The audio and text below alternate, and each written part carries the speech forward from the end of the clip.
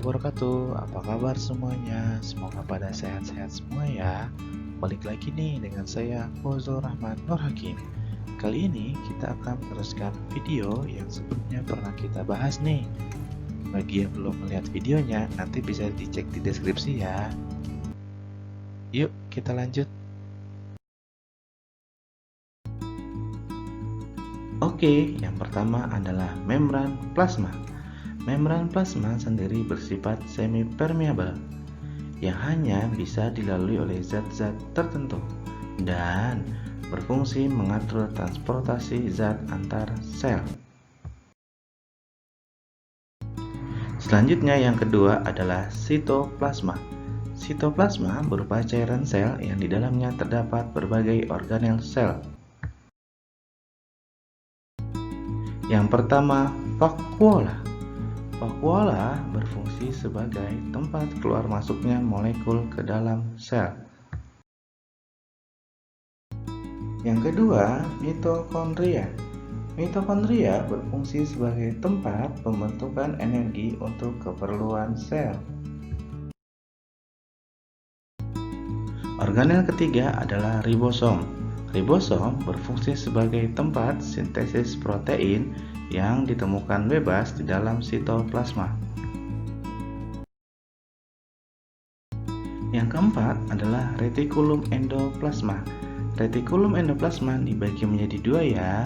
Ada retikulum endoplasma kasar, di mana terdapat ribosom yang menempel, dan ada pula yang halus yang tidak terdapat ribosom.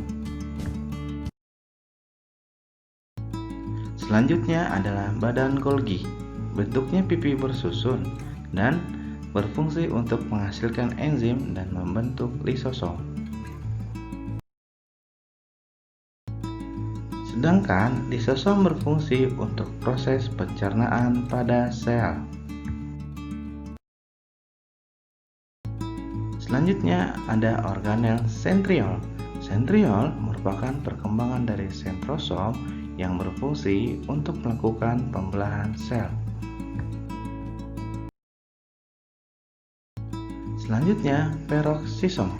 Peroksisom berfungsi untuk menghasilkan enzim katalase untuk menguraikan peroksida yang merupakan racun. Yang terakhir adalah kloroplas.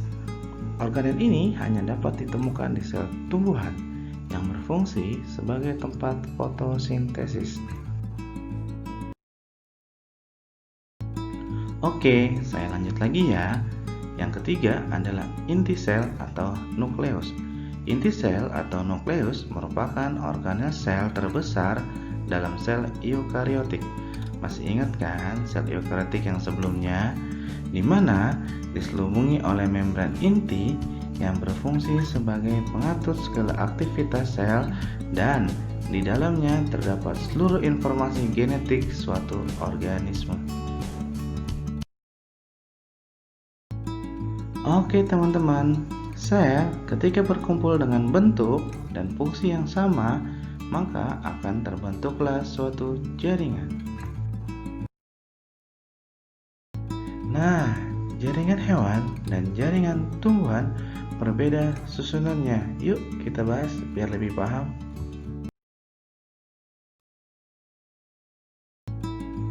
Jaringan hewan terdiri atas jaringan embrional, jaringan epitel, jaringan penghubung, jaringan otot, dan jaringan syaraf.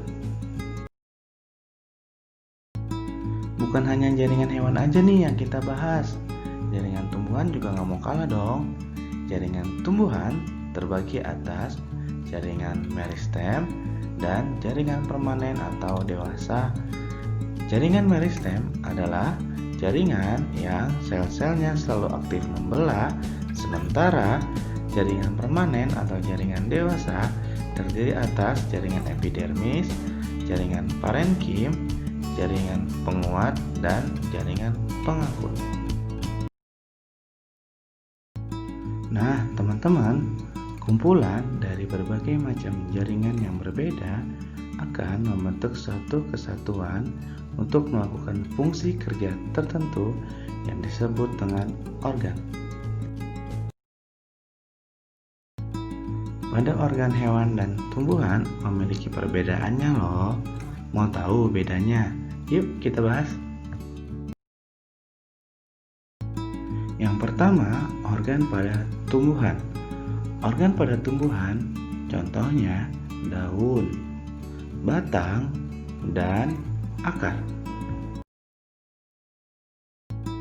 Misalnya nih, organ akar tersusun atas jaringan epidermis, jaringan parenkim, jaringan sklerenkim, dan jaringan pengangkut xilem dan floem. Di mana kesemua jaringan ini bersatu membentuk organ akar, sehingga organ akar dapat melaksanakan fungsinya seperti penyerapan air, unsur hara, dan garam-garam mineral. Nah, untuk yang kedua, organ pada hewan. Organ pada hewan tingkat tinggi memiliki banyak kesamaan dengan organ manusia. Berdasarkan letaknya, organ dibagi menjadi dua, yaitu organ dalam yang punya organ jantung, hati, paru-paru, otak, dan ginjal. Dan adapun organ luar seperti mata, hidung, dan telinga. Semua organ ini tersusun atas berbagai jaringan. Contohnya nih, organ mata yang tersusun atas jaringan otot, jaringan ikat, dan jaringan saraf. Nah, teman-teman, berarti kalian udah tahu dong berbagai macam organ pada tumbuhan, hewan, dan manusia. Dan beberapa organ tersebut akan bekerja sama untuk menjalankan fungsi kerja tertentu yang disebut dengan sistem organ. Adapun sistem organ pada manusia dan hewan seperti sistem pernapasan, sistem ekskresi, sistem pencernaan, sistem peredaran darah, sistem otot, sistem saraf, dan sistem hormon.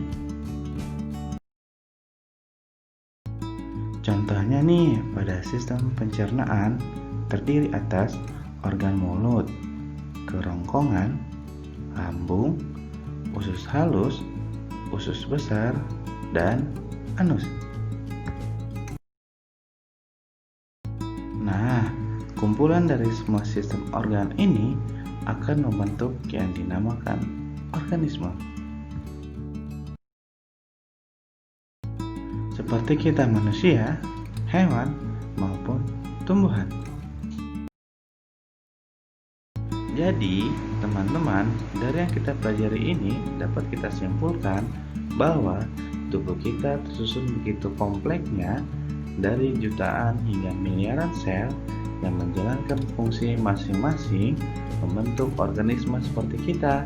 Oleh karena itu, kita harus mensyukuri betapa hebatnya Tuhan menciptakan kita ya teman-teman. Jangan lupa di subscribe ya, supaya dapat notifikasi update video-video terbaru dari channel ini. Tetap jaga kesehatan, bye-bye.